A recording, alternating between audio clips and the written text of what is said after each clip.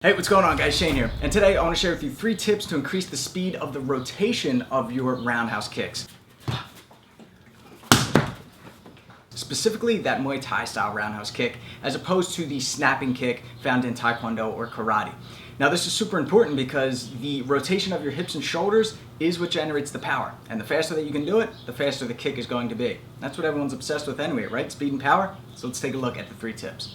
The 3 things that I'm going to share with you are going to help with throwing roundhouse kicks up to the head, bang, going to the body, bang, and of course going to the legs, bang. Now just a reminder, we're focusing on rotation here, right? Especially with that Muay Thai roundhouse kick, which mimics a baseball bat swing, right? Because once we hit the target, once we hit the baseball, we don't just stop there and come back. We hit it, we follow through. Same thing with the roundhouse kick. Once we hit the target, once we hit the ribs, the forearms, the head, the leg, we're going to follow through. We aim to chop the leg off. We aim to break the ribs, knock them out with the head kick. All right, so we need that follow through as opposed to the snapping roundhouse kick, which just hits and then pulls back. All right, so how do we do that? How do we generate that rotational power? The first one is by focusing on the support foot, pivoting on that support foot 180 degrees. And I want you to notice when I throw this kick, so I'm kicking with my right leg, watch what the left foot does. Bang. Bang. All right, there is a pivot there. However, you probably noticed that it lifts off the ground just slightly, just enough to slide a piece of paper underneath. The reason why I do that is because there's just less friction. I'm not grinding the bottom of my foot or the ball of my foot on the ground. That's going to slow me down. So I hop off the ground a centimeter, a millimeter, bang, just to help with the rotation, just to turn a little bit faster, less friction, less energy wasted, to help assist in turning my hips over and getting that kick where it needs to be, okay? Now, when we teach beginners, we'll often teach them the cheat step. So you're in your fight stance, you step out 45 degrees, just a small micro step, just a little bit. That gets us onto the ball of our foot. That starts to stretch the hip flexor. So now, naturally now my body wants to go like this. I'm gonna go with the flow. I'm gonna lift my knee up, aim, and I'm gonna throw the kick. Cheat step, bang, and down. Cheat step, bang, and down. Okay, so that's the first one, is just focus on the support foot, pivot, and lift it off the ground just enough to slide a piece of paper underneath. Let's talk about the arm swing. A lot of people have trouble with the arm swing. They think about throwing kicks with the legs and they forget what to do with the arms and they just leave them here. Or they're wacky waving inflatable arm flying tube man and they're all over the place and they're off balance and they're doing more harm than good. So let's talk about my ideologies, why I do believe in the arm swing, not just for generating rotational power, but also for protection. Because some people will argue that you're supposed to keep your hands up the whole time when you throw kicks, right? Defend the head. And I get that. But if we're talking about generating max power, just breaking forearms and ribs and just trying to just really generate as much power as possible, then we have to swing the arms. We have to use that assistance. Okay? So let's talk about how we can do that, but also keep ourselves protected. All right, we talked about the cheat step in the previous one. So as we do the cheat step, we're going to take the same side arm of the kicking leg and we're going to reach across to the opposite shoulder. All right? We refer to this as the Dracula guard because it looks like I'm Dracula. I got the cape, but it's a guard because I'm protecting my jaw, my chin, my face with my elbow against your punches. Okay? So I'm going across, and as I do that, the opposite hand now is going to drop. I like to think about reaching for the gun in the holster. This is also going to assist with the rotation of the shoulders too. So what we're doing again is we're taking that cheat step, elbow in front. You can think about coughing into the elbow. Everyone knows how to do that now because of COVID. Right? Now we're going to fling the arm. So now I'm going to fling the sweat from my shoulder into your face, and the faster that I swing this arm, the faster this kick is going to go. But as I do that, the opposite arm that's grabbing the gun in the holster is going to shoot it up in the sky, or it's going to comb my hair back. Or if I'm a hitchhiker, I want to go that way. All right? So again, in full looks like this. Bang, bang. And I got that follow through. One quick side note, you notice that I keep doing these 180 degree spins, 180 degrees facing the opposite direction.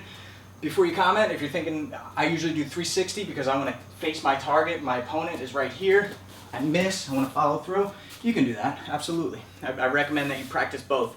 All right, but just for the sake of demonstrating here, I'm just going to continue doing these 180 degree spins.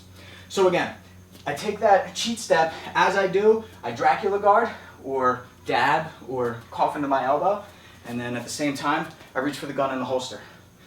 Now I'm going to shoot to the sky and I'm going to fling the sweat. And the faster that I do this with my arms, the faster that the kick is going to go, the faster that my hips are going to rotate, and the faster that my shoulders are going to rotate.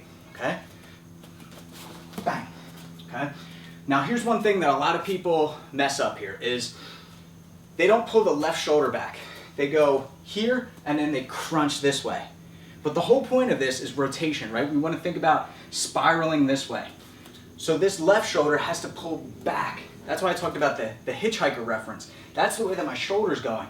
I want my body to continue spinning this way. So when I load up here, bang, my hips now want to go here, and I'm going to assist by going boom, and I'm pulling that left shoulder back. So think about using your thumb, and that's the direction that shoulder is going to go. Bang. Bang. Bang. Bang. Bang. Okay? We're going to talk about one more additional tip with the arm swing that's going to help with number 3. Tip number 3 is don't be lazy. No lazy retraction, no lazy follow throw. A lot of the times people will only practice half of a technique. Let's just take a jab for instance. They'll go, okay, I know how to throw a jab. Bang, oh, that was great. This is the first half, that's the 50%. This is the other 50%. Pulling it back to guard. The same thing with the roundhouse kick. If I go to here and stop, that's only 50%. What am I doing next? What's the remaining 50% of that kick? So if you don't practice it, you're not gonna get good at it. So let's talk about the best way of getting the feet back into position so that we can continue the fight. All right. What I like to do is, we're going to talk about the arm swing first. I like to swing the sweat flinging arm, and then I go straight up to the sky with it. All right. So watch what I do. And you notice how that really helps with the rotation after the kick lands, okay, or misses, right? And that's what we have to be practicing for. I throw this kick, he leans back, bang, I'm in a good position. I can follow through with an elbow, with a back fist, wheel kick, or just face him and get right back into the fight, all right? The reason why I like going out to them is because it's like a long guard and it protects. Like imagine trying to hit me in the chin right now. I'm pretty well protected, right? So when I throw the kick, bang, I'm well protected. And I like reaching for your opposite shoulder, so my right shoulder to your right shoulder. Now I'm protected against your left and your right hands. But now after that, then I go up to the sky. So it's bang. That's really gonna help with the second half of the kick, the extra rotation. This is the gold stuff. This is something that I've been practicing for a long time, but I've never shared it. It's just something that, like I said, no one's ever really taught me. It's just something that came naturally and really, really helped with that rotation. All right, so once again, cheat step, Dracula guard, reach for the gun in the holster, I throw the kick, I fling the sweat, then I point up to the sky. Bang. And that's really gonna help. And the reason why it helps is because the arm goes out this way. Think of the scissoring motion. Watch my arm and leg when I walk. There's that scissoring motion right here. It's the same thing. When I throw the kick, the scissoring motion happens, but now the kick isn't going up, it's not going across, it has to go down.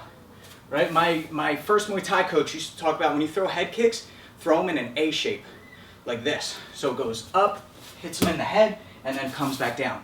Bring their head down to the ground if you can. That's what he used to say to help you visualize it. So it'd be bang. But in order to do that, let's assist with the arm. So if I throw a soccer kick this way, the arm swings down as the leg goes up. Well, if the leg is going down, then the arm's got to go up, opposite, right? So it goes out and then up, and that brings the leg to go up, across, and down in that A shape. Bang. Bang.